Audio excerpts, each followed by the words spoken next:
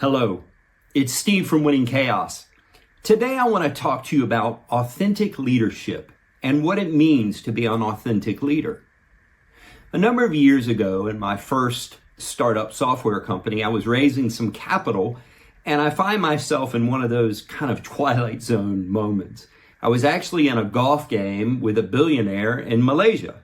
I know that kind of sounds like a bad joke, but it was an interesting experience and it taught me a lot about authenticity.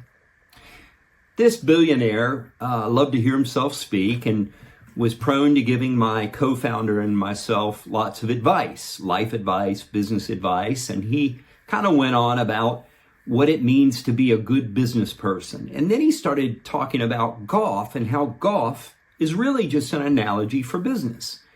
And that if you're honest when you play golf, then you'll be honest in business. Or if you cheat when you play golf, then you'll cheat in business. And it makes sense. What we do in our private lives and personally, if we have integrity there, then we will likely have integrity in the public and in our workplace. So I get it. The wild thing is about 5 minutes later, we teed off for the next hole. He hit it near the green in the rough and took off in his golf cart. My co-founder and I were a little bit slower, but we eventually got there. But as we're approaching, we see him kick his ball out of the rough onto the green. And when we arrived, he putted out and said, "It's a birdie." So it was an interesting lesson. He, of course, was cheating, but I did learn the lesson, and the point was well taken. I believe that if we're going to be authentic leaders, it takes a balance of a couple of different things. And when I work with executives, I ask them often, what does that mean to you, being an authentic leader? And they say, well, it's about integrity, honesty, walking the talk, making sure your values align with your outcomes and your actions. And I agree with that. But I think it's also a bit more because you're dealing with an impact that you have as a leader on your people in your organization. I think the stakes are higher. So here are three things that I think make up an authentic leader. The first one is trust.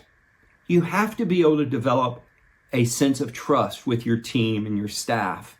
You do this by listening, by developing rapport and relationship and supporting them.